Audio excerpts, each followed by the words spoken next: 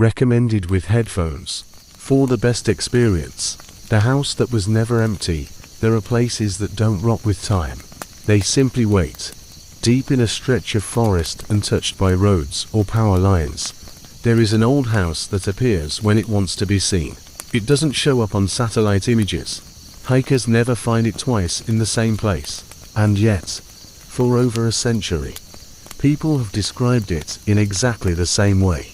A narrow path, trees pressed close together, and a house that feels older than the forest itself. Locals don't call it haunted. They call it occupied.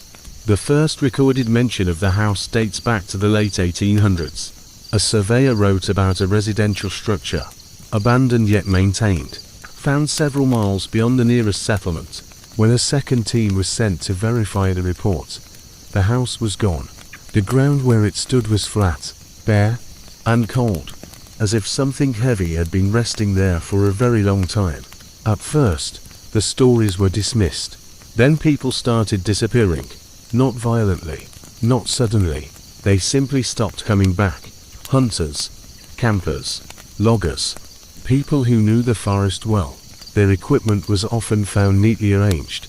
Campsites undisturbed. No signs of panic. No signs of struggle. Just absence. And occasionally a house. Those who have entered it describe the same details, even decades apart. The exterior is always the same. Dark, swollen wood. A roof that sags but never collapses. Windows that reflect the forest, but never the sky. No matter the time of day, the house always looks like it's waiting for night. The door is never locked. Inside, the air is stale, but not decayed. There is no smell of mold or rot. Only dust thick, heavy dust, the kind that belongs to places that have not changed in a very long time. Furniture fills the rooms, but nothing looks abandoned. A dining table set for multiple people, plates clean, chairs slightly pulled back, as if a meal was interrupted politely. Upstairs, there are bedrooms, each one different, as if prepared for different kinds of guests. One small and plain, another larger, with framed photographs turned face down.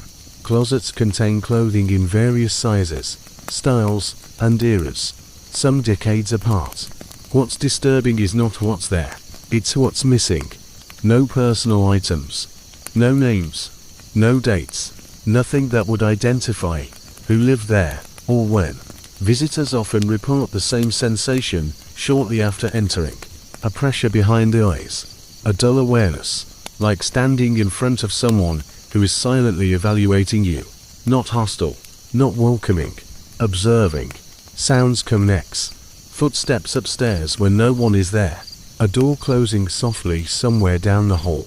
The sound of breathing, slow and patient, just outside a room you're standing in. Those who panic and flee are usually allowed to leave. Those who stay longer begin to notice something else. The house does not stay still. Hallways subtly lengthen. Rooms feel slightly out of place. Windows show angles of the forest that don't match the outside. Some witnesses describe looking out a window and seeing trees bent in impossible ways, as if the forest itself were leaning inward. Mirrors play a crucial role. Old mirrors, clouded and cracked, mounted to walls with rusted nails. When people look into them, they often notice a delay, a blink that doesn't sink, a reflection that continues to stare when they turn away. One explorer reported seeing someone else in the mirror, standing behind him, not moving, not breathing, just watching. When he turned around, there was nothing there. When he looked back into the mirror, the reflection smiled. The house seems to respond to emotion. Fear makes it colder. Curiosity makes it quieter. Exhaustion makes it warmer. Those who enter the house after long days of hiking often describe an overwhelming sense of relief. The chairs feel comfortable. The beds feel inviting. The silence feels safe. That's when the house is most dangerous. Because it does not trap people by force. It convinces them they've arrived. Search and rescue teams have documented several disturbing cases. Missing hikers found days later inside a structure that did not exist on previous searches. The individuals were alive, calm, sitting in the living room, facing the fireplace. They showed no signs of dehydration, no injuries, no awareness of time passing. When questioned, they all said the same thing: "I was resting." Moments later, the house vanished. No foundation, no debris, no explanation. Those who were found rarely speak afterward. Many refuse to enter forests again. Some describe dreams of hallways that never end. Others insist they still hear soft footsteps at night, always stopping when they wake up. Local folklore offers an explanation. They say the house is not a building. It is a boundary, a place where the forest collects those who are no longer moving forward, those who are lost, tired, or ready to stop. The house does not kill, it does not hunt, it shelters, and it keeps what chooses to stay. So if you ever find yourself deep in the woods, far from any trail, and you see a house where no house should be, with warm light glowing softly through dark windows, ask yourself one question: are you looking for a way out, or are you looking for a place to stop?